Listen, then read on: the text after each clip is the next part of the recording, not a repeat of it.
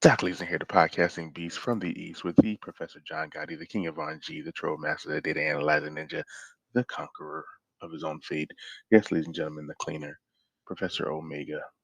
That guy terminates, and he's also Prof. Adonis. How you doing there, sir? I'm just trying to escape the elimination chamber. That's all I'm trying to do.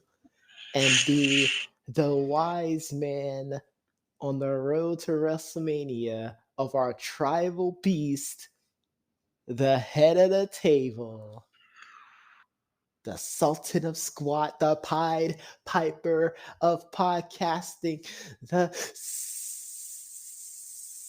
sanitizer, Doc Leesner. How you doing, man? It's Tuesday. Man, I am doing really good. Trying to bake and shake, I guess, or shake and bake, however you want to put it. Tickle the twine on the pine. Something like that. But make some changes, make some adjustments, some audibles, some quick calls on the fly, so to speak. But speaking of, changing things on the fly and having to call audibles, today we are going over a Bleacher Report article that we saw yesterday, pretty much highlighting some of the quarterbacks that may or may not be on the move this season. This upcoming offseason. Oh, well, this upcoming offseason. I mean, I always like to see that it's an extension of the season. I always look at it that way because I don't think offseason gets enough love personally. Offseason is really, really for the diehards, I think. The people Of course. Just, well, it's for the diehards. It's also for the people who enjoy speculating and propagating and have propagandas. But yes, you are right. It is definitely for the diehards, those who enjoy general manager mode and Madden, like Doc El Idolo. That's right, the EFL commissioner, right? But yeah, I think this is a pretty good list. I mean, I agree with some of it, not with all of it, of course. But I mean, let's start from the top here, Johnny. We have Tommy Brady. Thomas Edward Brady Jr. Right? Who? I mean, the first sentence kind of weird. I don't think Tom is going to go out there and try to play for a different team. I think that's what would bring his legacy down. That would take him from competitor to ring chaser. And that happens. Competitor to ring chaser. I don't think that applies to Tom Brady. I don't think that I'm gonna have to strongly disagree with that statement, sir. Are you serious? If he went to, let's say he left, he wanted to leave the Bucks. He forces a trade because we can't afford to bring the band back together again, and he wants to go to a team that's a competitor like Tennessee or I don't know. I can't even think of another team right now. I'm just gonna say Tennessee. Yeah. You don't think he would start to kind of dwindle? Like if he won that 8th championship, that one would be kind of tainted because he didn't stay and ride it out with the Bucks. No. I feel like the term ring chaser is something that a lot of people like to just say, and I'm not putting this on Doc, of course, but people always make that declaration that someone's ring chasing, and they don't really understand the definition of it. I don't think Tom Brady, if he goes to, let's say, the Titans, even though Duke would be highly conflicted, whether or not he'll be absolutely overjoyed that he get Tom Brady or pissed off that they got Tom Brady. But that's another story for another day. I think you get over it after he joins the team because, we all kind of go through it. I know. I mean, I still wouldn't get over if, that person decides to join the Knicks, but I've been on that bandwagon for years. But he brings more than just, okay, we have an opportunity to win a championship. Like he helps change the culture. And that's something that you alluded to at the end of last season was the fact that he brought a championship mentality. It wasn't just, oh, I'm here and I'm going to lead us to the promised land. It's like, I'm here, but we're all going to learn, Mm-hmm. to act accordingly, act like champions outside of this season, of course, with the Bucks because of the Antonio Brown situation. Mm-hmm. But it helped elevate because he has a certain level of expectation when it comes to his Yeah. teammates.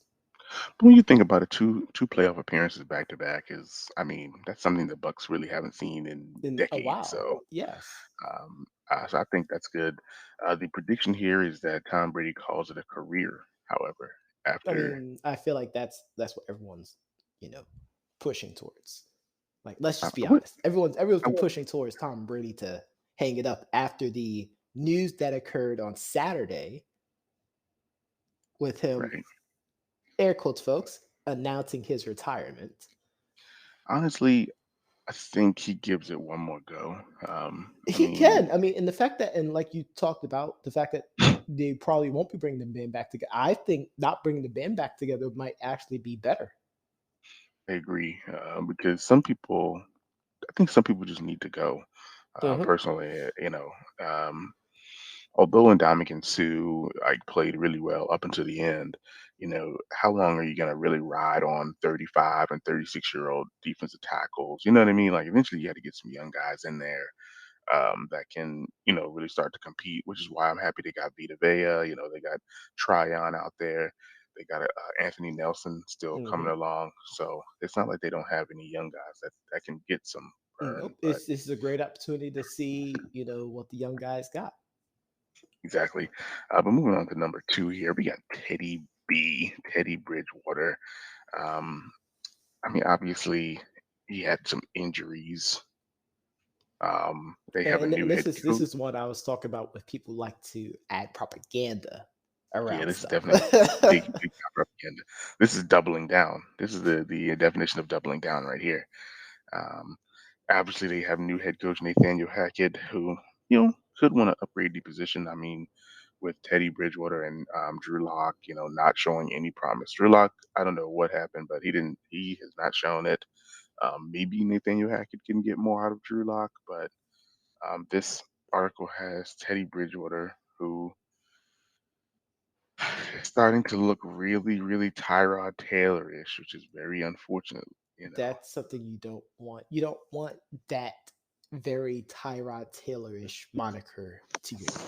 And we both Right? like Tyrod Taylor, by We the really way. do. Like We we do. still think that he hasn't truly gotten a chance due to No, always we getting unfortunately injured.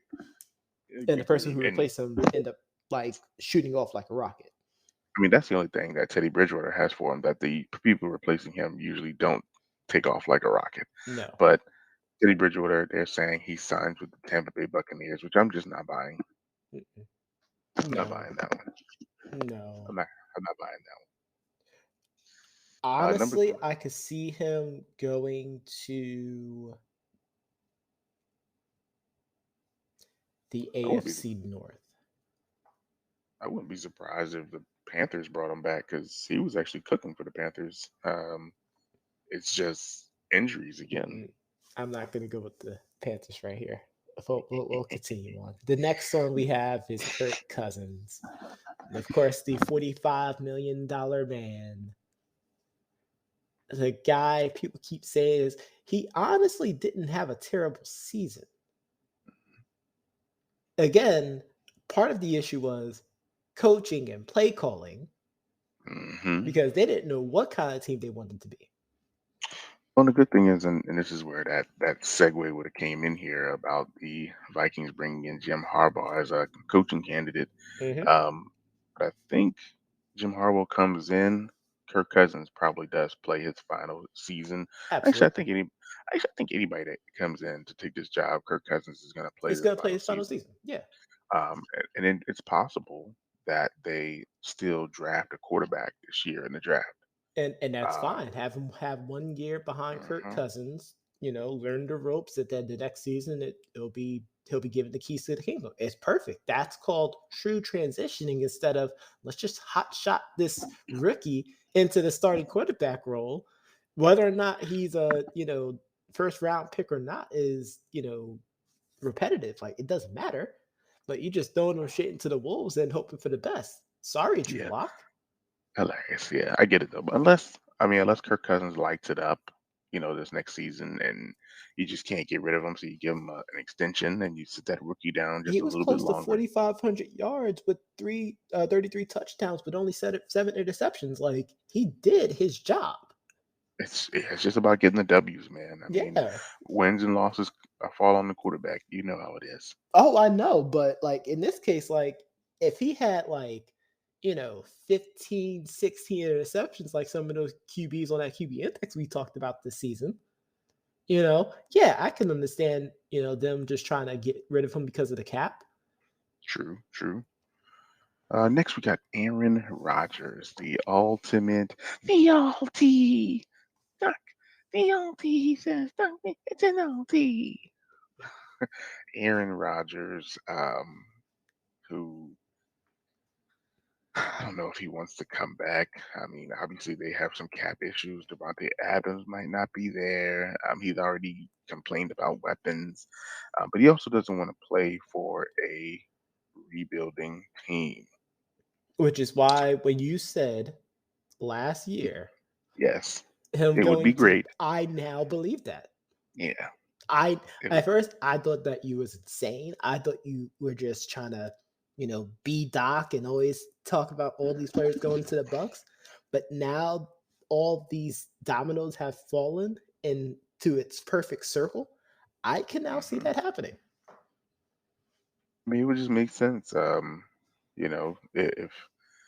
I it just don't if it's think that possible. I don't think the football world wants Aaron Rodgers to leave the Packers and go to an actual contender. I think the Bucks will be the most hated team for the next decade. They were the most hated team this year. Before the Rams got OBJ and Von Miller. True, but I think it would depend. I mean, if Aaron Rodgers comes to the Bucks, number one, like, is he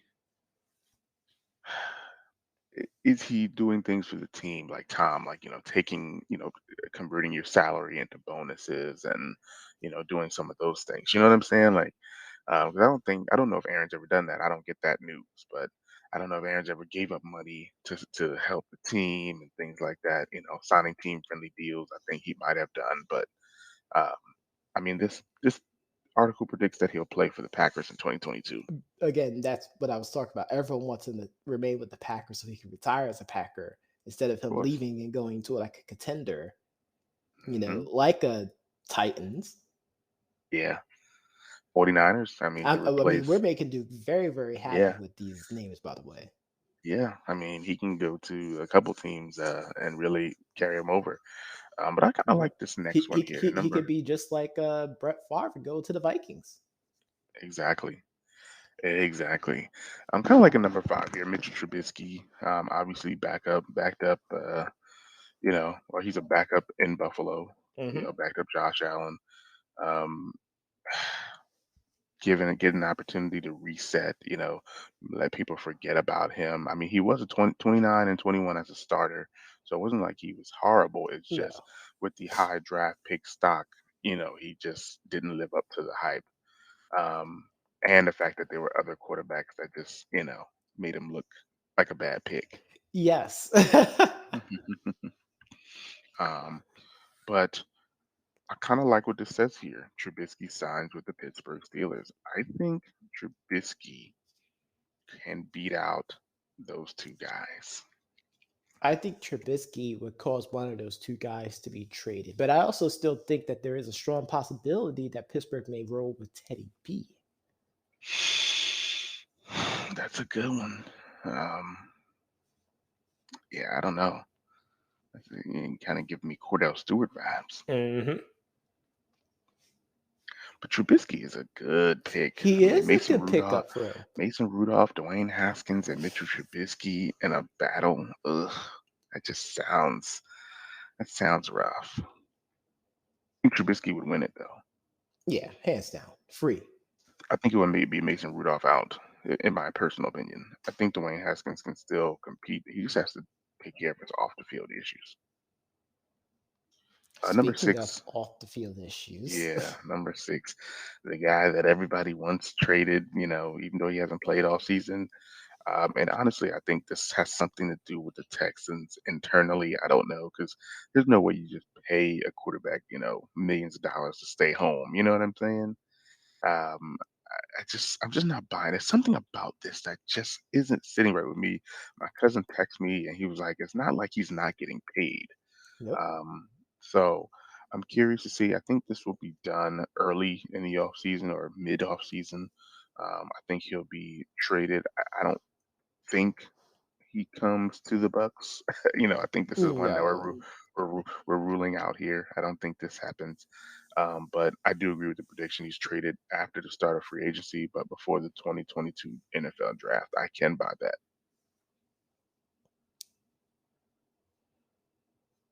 I'm trying to think what team would actually trade for him. Because the problem is like before all that stuff came out, they would have gotten, the land's milk and honey from. Now Hmm. you may end up with maybe a sixth and maybe a seventh round pick for him. Yeah, I thought I was thinking maybe between 4 to 6, maybe two fours, Yeah. possibly. But I mean, this says here the uncertainty surrounding availability may leave Watson as a backup target for a team that doesn't land Aaron Rodgers or Russell Wilson. Yep. So I could see that. I mean, he said he wants to go and play for the Giants, so maybe the Giants are in order. Maybe the Falcons take a shot depending on what they decide to do with Matt Ryan. I don't know. I just hope that Tampa doesn't fall for that particular bait. Yeah. But number seven, speaking of Russell Wilson, Wilson. they have him Uh, staying one more year in Seattle. The love story has one more chapter.